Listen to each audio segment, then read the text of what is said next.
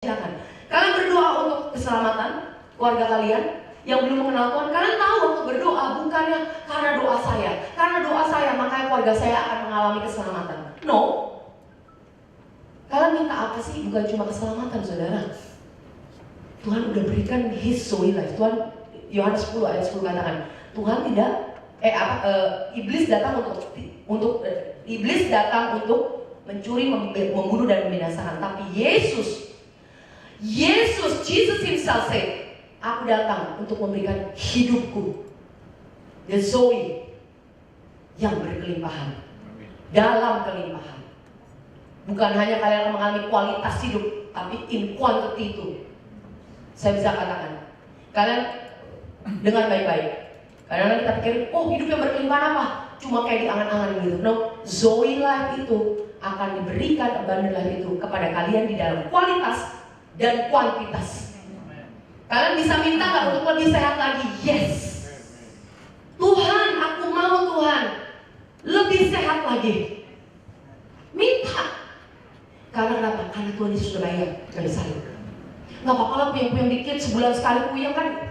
Ya, itu langganan, it's okay. Udah bagus gitu loh, gue gak masuk rumah sakit. Orang kadang-kadang ada yang pesimistiknya seperti itu. Ya udahlah, yang penting gue masih bisa hidup, jalan, masih oke. Ada penyakit keturunan, gak masalah. And I speak right now, ask and you will be given. Minta, dan kau akan diberikan. Jangan mau percaya dengan keadaan kalian, oh ya it's okay. It's okay dengan keadaan saya saat ini. Saya katakan Tuhan berikan lebih dari keadaan kalian sekarang. Lebih dari kalian sekarang. Saya bukan mengajarkan untuk rakus, tapi saya mengatakan bahwa Yesus kita Allah yang besar. Kita dengan pemikiran kita kecil terbatas, saudara. Terbatas. Kalian minta, pokoknya saya bilang, kalau kalian minta, kalian balik ke Yesus. Yesus, aku udah minta, dan saya percaya kau kan sudah berikan. Kau sudah berikan saya, dan saya tahu saya pasti mendapatkannya. Amin. Jangan takut, saudara, untuk minta. Don't settle for less. Ya udahlah, nggak ada yang mau. Ya udah, yang mana aja boleh Tuhan. Ya udah, cowok satu baru ketemu gitu. Oh ya, oke. Belum juga dia ngomong. Oke, apanya? Oh belum. Maksud saya adalah kita don't settle for less. Tuhan, saya mau Tuhan aku mau mendapatkan pasangan hidup yang mengerti. Yang mengerti, udah tahu. Mengerti Yesus. Oh tahu Yesus itu siapa. Mau mengikuti Yesus. Mau lahir baru. Amin. Kalian dalam keadaan apapun sekarang, ask for more. Ask for more. Minta lebih lagi, saudara. Minta lebih lagi. Tuhan, saya punya bisnis Tuhan saat ini seperti ini. Tuhan, Kau Allah yang prosperous. Kau Allah yang berlimpah. Kau Allah yang memberikan kemakmuran, kesuksesan. Kalian capek buat misalnya setiap saat minta untuk satu waktu bisa rest, bisa datang ke gereja. Amin. Kalian ngurusin anak mungkin repot segala macam. Kalau nggak ada yang ngebantuin, minta Tuhan berikan assistant, so I can have time with you, Lord. Apa itu kelewatan? Enggak. Apalagi yang lain, kesembuhan, minta. Keturunan, minta saudara, semuanya itu pasti diberikan. Pasti. Ini bukan saya yang menjamin, tapi Tuhan itu. Kalian harus melihat Tuhan dari sisi Tuhan yang luar biasa. Kita seringkali kita membatasi dia. Amin. Teruskan. Kamu bersih hanya tidak semua. Bahasa Islam. Karena it's okay. Karena ia sudah bersih barang siapa telah mandi, ia tidak usah membasuh diri lagi selain membasuh kakinya, karena ia sudah bersih seluruhnya. Juga kamu sudah bersih, hanya tidak semua. Nah, dimaksud di sini tidak semua itu maksudnya Yudas Iskariot yang tidak mengalami salvation. Amin. Sebab ia tahu siapa yang akan menyerahkan dia, yaitu Yudas Iskariot. Karena itu ia berkata tidak semua kamu bersih. Lanjutkan 12. Sesudah ia membasuh kaki mereka, ia mengenakan pakaiannya dan kembali ke tempatnya. Lalu dia berkata kepada mereka, mengertikah kamu apa yang telah kuperbuat kepadamu? Kamu menyebut aku guru dan Tuhan, dan katamu itu tepat, sebab memang akulah guru dan Tuhan. Jadi jikalau aku membasuh kakimu, aku yang adalah Tuhan dan gurumu, maka kamu pun wajib wajib saudara saling membasuh kakimu. Stop sampai di sini sebentar. Kita harus wajib membasuh kaki masing-masing, membasuh kaki, saling membasuh kaki, dan juga pertama kita membiarkan diri kita untuk mengalami pembasuhan kaki. Amin. Kalau kalian misalnya sibuk, aduh saya sibuk Ci, nggak ada waktu. Sebenarnya itu bukan masalah waktu, karena waktu tidak pernah ada saudara. By the way, kalau saya aja nih, misalnya saya mau olahraga, saya mau ke gym, kalian nggak paksa gitu waktu kalian? Oh enggak sih, saya nggak ada waktu sebenarnya. Cuma ya karena saya lagi jalan-jalan di mall ya, gue lihat gym ya gue masuk aja. Nggak mungkin orang kayak gitu. Asal ada waktu, nggak mungkin. Kalian bisa memasak. Buat anak kan tugas wajib seorang wanita. Bukan wajib. Kalau wajib benar banyak. Enggak. Tapi salah satunya misalnya kita masak buat anak. Karena perlu menyiapkan, perlu belanja ke grocery, perlu potong-potong, masak. Ya, kan saya tahu muka-muka kalian nggak percaya lagi saya masakan. Saya masak. Tanya suami saya masak. Kalau nggak masak ya nggak apa-apa juga. Tapi saya juga masak kadang-kadang gitu loh maksud saya. Poinnya adalah kita ada waktu. Jangan kalian dimasukin suatu pemikiran nggak ada waktu. Kalian tahu itu udah salah. Biarlah hari ini kita repent, bertobat saat ini mengalami pembaruan pikiran, berubah pikiran bahwa aku punya waktu Tuhan. Karena kau berikan 24 jam. Kalian tahu 24 jam itu Tuhan yang berikan, bukan kalian.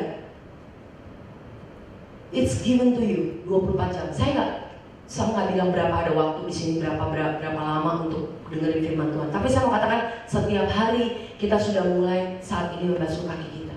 Saya mau katakan ini bukan buat kalian doang, ini buat saya. Saya pun masih sering lupa, saudara. Jadi saya mesti ingatkan lagi. Oh ya, kalau saya udah pemikirannya negatif terus, udah banyak ini itu, ke kiri dan ke kanan, kebanyakan toksis. Nggak ada salahnya sama toksis. Tapi maksudnya kalau kita udah mulai nggak fokus, saya bilang ke Tuhan, berarti saya mulai mesti ingatkan diri saya Tuhan, untuk saya bisa mengalami mencuci kaki saya dengan firman Tuhan. Amin. Nah, saya mau katakan satu hal lagi, bahwa dia bilang saya wajib saling membasuh. Kalau menurut saya, bukan menurut saya, ini ada di firman juga, tapi kalian nomor satu paling wajib untuk bisa membasuh kaki siapa? Keluarga kalian. Nggak usah repot-repot kan membasuh, saling membasuh, gimana preaching ke orang gitu, khotbah ke orang lain. Nggak perlu khotbah, keluar dulu saudara. Suami dan istri saling membasuh kaki. Kalau misalnya misalnya kita menyinggung perasaan suami istri lagi masalah, mulai basuh. Aduh, kamu luar biasa. Saya tahu apa yang kamu lakukan itu Tuhan sudah kerjakan. Kamu pasti berhasil. Walaupun dalam kekeringan, mungkin dalam mengalami kegagalan, bahkan di dalam mungkin your marriage, perkawinan kalian mungkin dalam keadaan saat ini sangat minus. Mungkin di ujung tanduk hampir mengalami kehancuran. Saya mau katakan ini waktunya kalian membasuh satu sama lain.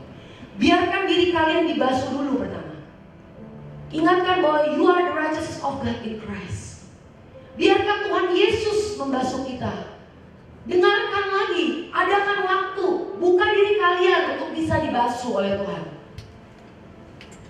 Kalian tahu kalau kita nggak membuka diri kita untuk dibasuh, we don't expose ourselves. Ya, Tuhan, khotbah bisa berjalan terus di radio, tapi kita hatinya nggak terbuka untuk dibasuh. Tuhan, basuh aku Tuhan. Waktu kalian dengarkan firman Tuhan, jangan cuma sekedar, tapi kalian bilang, Tuhan, Lord, I open my heart.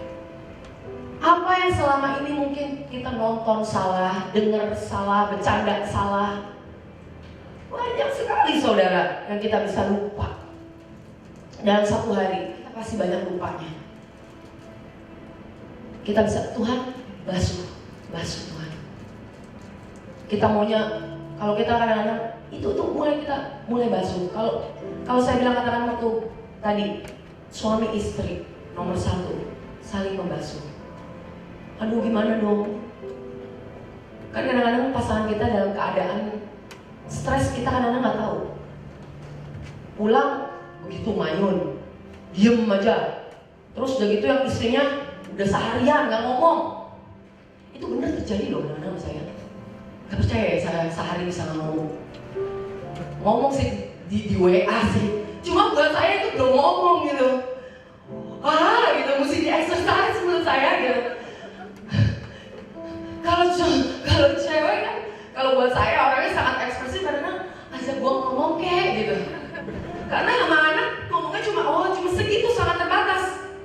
Gak bisa kayak gimana. Nah waktu kita kadang-kadang melihat suami kita pulang, diem aja, kenapa sih? Gitu kadang-kadang. Tapi bukan caranya kita membasuh kaki seperti itu. Tapi waktu kita lihat suami kita agak stres gitu, jangan diomelin lagi, tapi kalian bisa bilang, ini cuma sangat-sangat simple. God loves you. I love you, God loves you. Let me know ya kalau kamu butuh pertolongan.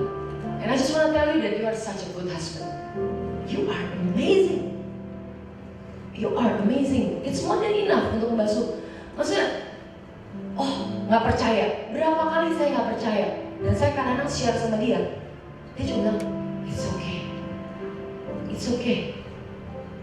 Kadang-kadang kita dalam hal-hal krisis kita bersama, kita cuma kadang-kadang bisa ingetin, oh iya, God is good. Very simple, God is good. Just to remind, don't worry. Tuhan, Jesus is our provider, our provision. Dialah yang akan menyediakan segalanya. Itu di tengah krisis untuk ngomong seperti itu kadang-kadang kita nggak bisa membasuh kaki. Ingatkan, you are the righteousness of God in Christ. You are the righteous of God in Christ. And it's, kalian tahu waktu kita mulai membasuh satu sama lain, itu luar biasa. Dan kalian ingat, ini kejadiannya sebelum Tuhan Yesus, sesudah Yesus bangkit dari mati. Ini pesannya dia, kalian